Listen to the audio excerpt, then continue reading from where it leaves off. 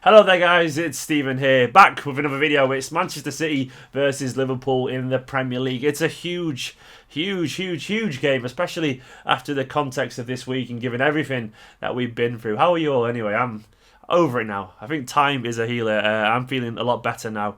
Don't know why, based on nothing, just because, football and City do that to you and you just get on with it. And I'm hoping for 3 points against the Scouse lot, Liverpool this weekend. I'm not positive because it's Liverpool. And every single time we play Liverpool, apart from the Carling Cup last year, or the Capital One Cup even, we tend to struggle. And I hate playing them. And they haven't been in the best form recently. I think they've obviously won the last couple of games, but in general, they've been in a dodgiest spell. But it's still Liverpool.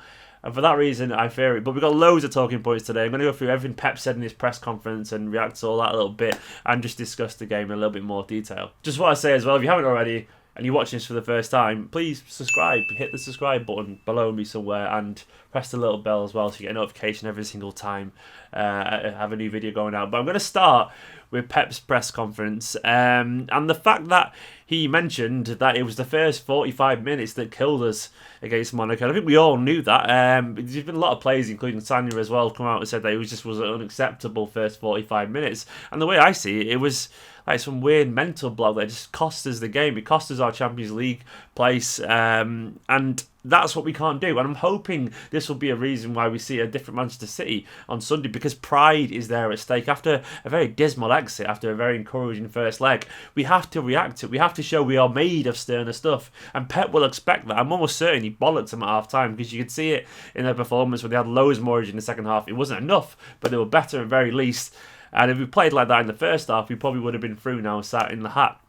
Playing Dortmund, it would have looked like. But yeah, I'm hoping that's going to be a reason why we'll see a different Manchester City against Liverpool. There was also a lot of talk about the transfer budget. He turned around and said, obviously, I can't replace 10, 11, 12 players, which is what all the media were saying, all the fans were saying after the game. I said, he can't do that because you're looking at 500, 400 million pounds spent on players, and it's not possible. And I don't think any of us expecting to see that many changes this summer, though I do think we will see a few. He was also quite open about how he thought John Stones has been improving in the past month or two, learning how to play this style that he wants. And he said he thinks a lot of the players are starting to grasp the basics of how he's trying to implement his style. But he did say it'll be better after a year. And I think that's probably fair.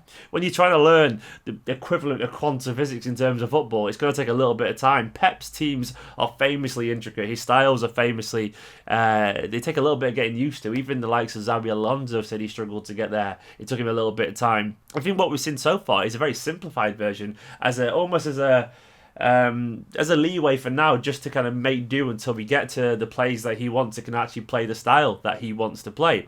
I don't think it's fair to say that he's stubborn, that we haven't changed our tactics. I think he has. I think he's already compromised on how we're meant to be playing football. But I think next season we'll see the full Pep Guardiola style, the tactics fully in force. Oh, there was also a weird one. We've become the first Premier League club to announce a sleeve sponsorship. Nexon Tires sponsoring our sleeves. I don't know what that's about. For me, it's just weird seeing sponsors on your sleeves as well as on the front of your shirts and so on. The game's gone mad, but I guess if it gives us another 100 million to spend on players or whatever the money's going to be, I can't really complain. But it does look a bit weird having a tyre sponsor on our sleeves against modern football and all that. Go down to the City store and buy yourself an old classic shirt instead, I'd say. Each to their own, I guess. It did make me laugh that we had the wild Ilkay Gundogan and Gabriel Jesus turn up just to model the Nexon Tyre shirt sleeve sponsorship. I guess that's what they've been up to these days. I wish to be back on the pitch, but yeah, I guess we're making use of them at least. That's probably kind of pay the wages, I guess, but at least he's alive, Gundogan, after the preemptive funeral they all had when they had him in the back of the shirts and all that. But good to see him at least. There's also some more weird stuff from Dimitri Seluk, where he came out and said that Yaya's almost 90% certain to be leaving in the summer. I think we all probably would have guessed that anyway. He has been saying for the past 3 or 4 years. It's basically his go-to line every time the season approaches its climax. And it's typical Dimitri Seluk, the little dick. He's a horrible man. I don't think any City fans like him at all. He might be leaving. It may be true, but it's the way he does it. He even turned around and said that he could be negotiating with Manchester United. No, you're fucking not, mate. You're absolutely bullshitting. just to cause a scene because you're Dimitri Seluk and no one likes you. Controversially, though, Yaya was asked if he'd like to stay at City, and he said he would like to stay at City. He would definitely love to. So, I take it with a pinch of salt, Seluk being Seluk. I think he's one of the reasons why Yaya won't be at City next year. I don't think City can be arsed dealing with a man like that divisive, that horrible, and that just disruptive. He's not worth the hassle, and Yaya, as great a player he is, I don't think he'll be here next season because City won't want to offer him an extension because they don't want to deal with Seluk. I think he's that poisonous to his client. Pep also said as well that he left Kompany out because of he's been injured and he wasn't sure he was ready for the style of play yet, and they were fearing another injury. It doesn't look good for Vincent Kompany for me. I think he's going to be gone. I love Vinny. I think he's our captain, fantastic. I think he's been a big part of what made this club great and how we need him in the centre of defence. But I do worry his body's given up on him. I'm starting to worry if he'll be playing football next season at all, anywhere. Never mind in a blue shirt. I'm thinking it's one of those situations where your legs and your knees and your ankles just go and you age preemptively. I do wonder if that's the situation and we could see some kind of announcement in a few months. It's just a guess.